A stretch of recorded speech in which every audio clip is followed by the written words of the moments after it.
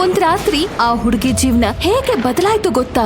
ಒಂದೆರಡು ದಿನದಲ್ಲಿ ಸಾಮಾನ್ಯ ಹುಡುಗ ಹೇಗೆ ಸೂಪರ್ ಪವರ್ಫುಲ್ ಆದ? ಆ ರಾತ್ರಿ ಆ ಹುಡುಗನ್ ಜೊತೆ ಸ್ಮಶಾನದಲ್ಲಿ ಏನಾಗಿತ್ತು? ಹಾರರ್ ಆಗು ಥ್ರಿಲ್ಲಿಂಗ್ ಆಗಿರೋ ಈ ಕಥೆಯನ್ನ ಸಾವಿರಾರು ಜನ ದುಡ್ಡು ಕೊಟ್ಟು ಕೇಳ್ತಿದ್ದಾರೆ. ಆದ್ರೆ ನಿಮ್ಗೆ ಒಂದೆಷ್ಟು ಗಂಟೆಗಳ ಕಾಲ ಫ್ರೀ. ಇನ್ಯಾಕ್ ತಡ, ಈಗ್ಲೇ ಕೇಳೋಣ ಒಬ್ಬ ಸಾಮಾನ್ಯ ಹುಡುಗ ಝೀರೋದಿಂದ ಹೀರೋ ಆದ ಕಥೆಯನ್ನ. ಒಂದ್ ರಾತ್ರಿಯ ಮದುವೆ, ಅದು ನಿನ್ನಂತ ಹೇಡಿ ಜೊತೆ. ಆ ನಿನ್ ಕನ್ಸು ಕನ್ಸಾಗೆ ಇರತ್ತೆ. ಒಂದ್ ವಿಷಯ ತಿಳ್ಕೊ, ನೀನೊಬ್ಬ ಶಕ್ತಿಹೀನ ಧ್ರುವ. ಇವತ್ತಿನ ನಿನ್ ಯುದ್ಧ ಅಷ್ಟೊಂದು ಸುಲಭ ಇಲ್ಲ. ನಿನ್ ಮರ್ಯಾದೆ ಉಳಿಬೇಕಾದ್ರೆ ನಿನ್ ಬಾಯಲ್ಲಿ ಬೆಂಕಿಯನ್ನ ಉಗುಳೋ ಸರ್ಪದ ಜೊತೆ ಯುದ್ಧ ಮಾಡ್ಬೇಕು. 1000 ಕಿಲೋ ತೂಕದ ಬೆಂಕಿಯ ಚಂಡನ್ನ ಗಾಳಿಯಲ್ಲಿ ದೂರ ಎಸಿಬೇಕು. ಜೊತೆಗೆ 10 ತಲೆಯ ಆನೆಯನ್ನ ನೆಲದಲ್ಲಿ ಹೊಡೆದುರುಳಿಸ್ಬೇಕು.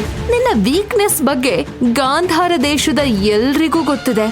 ಮೊದ್ಲು ಹೋಗಿ ಈ ಯುದ್ಧವನ್ನ ಗೆದ್ಕೊಂಡ್ ಬಾ. ಆಮೇಲೆ ಒಂದ್ ರಾತ್ರಿಯ ಮದುವೆ ಕನ್ಸು ಕಾಣುವಿಯಂತೆ. ಒಂದ್ ವೇಳೆ ನೀನ್ ಸೋತ್ರೆ ನಾನ್ ನಿನ್ ಜೊತೆ ಮಾಡೋ ಆ ಒಂದ್ ಕೆಲ್ಸದಿಂದ ನೀನು ಬೆಚ್ಚ ಬೀಳ್ತೀಯ. ಬಾಯಲ್ಲಿ ಬೆಂಕಿ ಉಗುಳೋ ಸರ್ಪವನ್ನ ಧ್ರುವ ಎದುರಿಸ್ತಾನ? 1000 ಕಿಲೋ ತೂಕದ ಬೆಂಕಿಯ ಚಂಡನ್ನ ಧ್ರುವ ಗಾಳಿಯಲ್ಲಿ ದೂರಕ್ಕೆಸಿತಾನ? ತುಂಬಿದ ಸಭೆಯಲ್ಲಿ ತನ್ನ ತಂದೆಗಾದ ಅವಮಾನಕ್ಕೆ ಧ್ರುವ ಸೇಡು ತೀರ್ಸ್ತಾನ? ತನ್ನ ಸುಂದರವಾದ ಹಾಗೂ ಶಕ್ತಿಶಾಲಿ ಹೆಂಡತಿಯನ್ನ ಇನ್ನೊಬ್ಬನ ಹೆಂಡತಿ ಆಗೋದ್ರಿಂದ ಧ್ರುವ ಕಾಪಾಡ್ತಾನ? ಧ್ರುವ ಶಕ್ತಿಹೀನ ಅಂತ ಅವನನ್ನ ಹೀಯಾಳಿಸಿದ ಗಾಂಧಾರ ನಗರದ ಮುಂದೆ ಶಕ್ತಿ ಕಂಬದಲ್ಲಿ ತನ್ನ ಗಂಡಸುತನವನ್ನ ತೋರ್ಸೋದ್ರಲ್ಲಿ ಧ್ರುವ ಜಯಶಾಲಿ ಆಗ್ತಾನ? ಧ್ರುವನ ಈ ರೋಚಕ ಕಥೆಯನ್ನ ಮೊದಲಿನಿಂದ ಕೇಳಿ. ನಾಲ್ಗೆ ಮೇಲೆ ಹಿಡ್ತಾ ಇರ್ಲಿ ಧ್ರುವ. ಯಾರ್ ಜೊತೆ ಮಾತಾಡ್ತಿದ್ಯಾ ಅಂತ ಗೊತ್ತಿದೆ ತಾನೆ? ನಾನು ಗಾಂಧಾರ ದೇಶದ ಅಂಬಾಲಿಕೆ ಹತ್ರ ಮಾತಾಡ್ತಾ ಇದ್ದೀನಿ.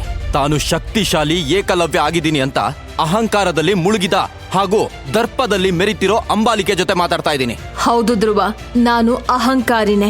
ಸಣ್ಣ ವಯಸ್ಸಲ್ಲೇ ನಾನ್ ನಿನಗಿಂತ ಶಕ್ತಿಶಾಲಿಯಾಗಿ ಏಕಲವ್ಯ ಆಗಿದ್ದೀನಿ. ಆದ್ರೆ ನೀನು ಈಗ್ಲೂ ಅದೇ ಹೇಡಿ ಮೂರ್ಖ. ನಿನ್ನ ಅಹಂಕಾರವನ್ನ ನಾನು ಗಾಂಧಾರ ನಗರದಲ್ಲಿ ಎಲ್ಲರ ಮುಂದೆ ಮುರಿದು ಹಾಕ್ತೀನಿ ಅಂಬಾಲಿಕೆ. 3 ವರ್ಷದ ನಂತರ ಇದೇ ಶಕ್ತಿ ಸ್ಥಾನದಲ್ಲಿ ನಾನು ನಿನ್ನನ್ನ ಸೋಲಿಸಿ ಮತ್ತೆ ಏಕಲವ್ಯ ಅಂತ ಕರ್ಸ್ಕೋತೀನಿ. ಸಭೆಯಲ್ಲಾದ ಅವಮಾನವನ್ನ ಸಹಿಸೋಕಾಗ್ದೆ ಧ್ರುವ ಅಲ್ಲಿಂದ ಹೊರಟ. ಅಮ್ಮ, ಎಲ್ಲಿದ್ದೀಯ? ನಂಗೆ ನಿನ್ನ ಅವಶ್ಯಕತೆ ಇದೆ ಅಮ್ಮ. ಧ್ರುವ ಅವನಮ್ಮನನ್ನ ಮಣ್ಣು ಮಾಡಿರೋ ಗಾಂಧಾರ ನಗರದ ಸ್ಮಶಾನದಲ್ಲಿ ನಿಂತಿದ್ದ. ಅಲ್ಲಿಗೆ ಪರ್ಮಿಷನ್ ಇಲ್ದೆ ಹೋಗೋದು ತುಂಬಾ ಡೇಂಜರ್ ಆಗಿತ್ತು. ಅಲ್ಲಿ ಕೆಟ್ಟ ಆತ್ಮಗಳು ಓಡಾಡುತ್ತೆ ಅಂತ ಗಾಂಧಾರ ನಗರದ ಜನರು ಹೇಳ್ತಿದ್ರು. ಅಮ್ಮ, ಯಾಕಮ್ಮ ಹುಟ್ಟಿದ ಕೂಡ್ಲೆ ನನ್ನನ್ನು ಯಾಕೆ ಕೊಂದು ಹಾಕ್ಲಿಲ್ಲ? ನನ್ ಜೀವನದಲ್ಲಿ ಸೋಲೆ ಬರ್ದಿದೆ ಅಂದ್ರೆ ನಾನ್ ಜೀವಂತವಾಗಿದ್ದು ಏನ್ ಪ್ರಯೋಜನ? ನಾನ್ ಸಾಯ್ತೀನಿ ಅಮ್ಮ, ಸಾಯ್ತೀನಿ. ಏನಾದ್ರೂ ಮಾತಾಡಿ. ಧ್ರುವ ಅಳ್ತಾ ಅಮ್ಮನನ್ನ ಕರೀತಿದ್ದ. ತಕ್ಷಣ ಅವನ್ ಕೈಯಲ್ಲಿದ್ದ ಉಂಗುರದ ಬಣ್ಣ ಬದಲಾಯ್ತು. ಆ ಉಂಗುರ ಅವನಮ್ಮನದಾಗಿತ್ತು. ಅದು ಅಲ್ಲದೆ ಸ್ಮಶಾನದ ವಾತಾವರಣ ಕೂಡ ಬದಲಾಗೋಕೆ ಶುರುವಾಗಿತ್ತು.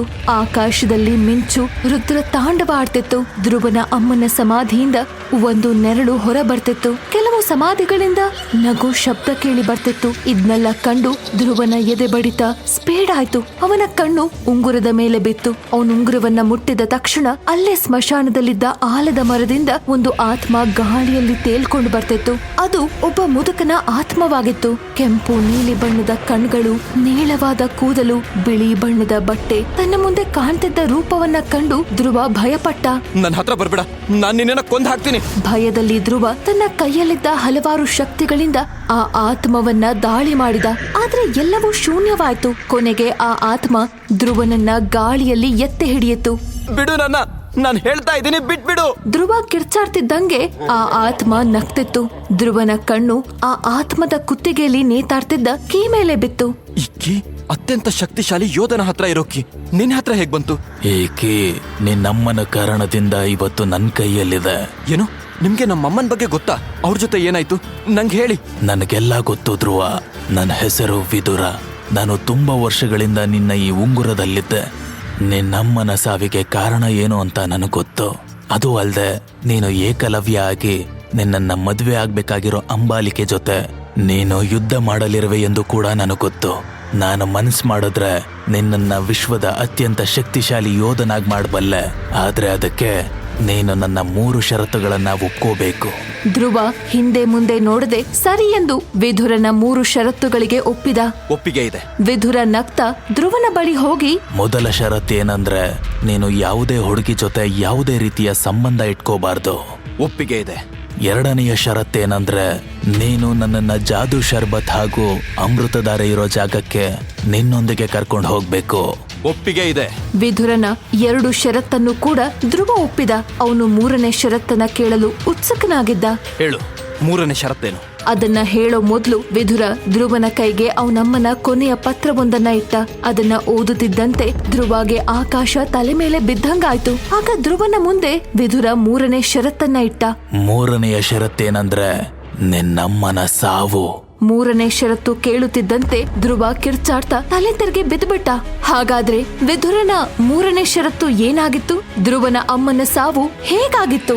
ವಿದುರನ ಸತ್ಯ ಏನು? ತನ್ನ ತಂದೆಯ ಹಾಗೂ ತನ್ನ ಮರ್ಯಾದೆ ತೆಗೆದವರ ಮೇಲೆ ಧ್ರುವ ಸೇಡು ತೀರಿಸ್ತಾನ? ವಿದುರ ಧ್ರುವನನ್ನ ಗಾಂಧಾರ ರಾಜ್ಯದ ಏಕಲವ್ಯ ಮಾಡ್ತಾನ? ಧ್ರುವ ಯಾಕೆ ಅಂಬಾಲಿಕೆ ಜೊತೆ ಒಂದ್ ರಾತ್ರಿಗೆ ಮದುವೆ ಆಗೋಕೆ ಹೊರಟಿದ್ದಾನೆ? ಪಾಕೆಟ್ ಎಫ್ಎಂ ನಲ್ಲಿರೋ ಎಲ್ಲಾ ಶೋಗಳನ್ನ ಈಸಿಯಾಗಿ ಕೇಳಬಹುದು. ಈಗಲೇ ಡೌನ್ಲೋಡ್ ಮಾಡಿ ಪಾಕೆಟ್ ಎಫ್ಎಂ ಮತ್ತು ಕೇಳಿ ಯೋಧ. ಲಿಂಕ್ ಡಿಸ್ಕ್ರಿಪ್ಷನ್ ನಲ್ಲಿ ಇದೆ.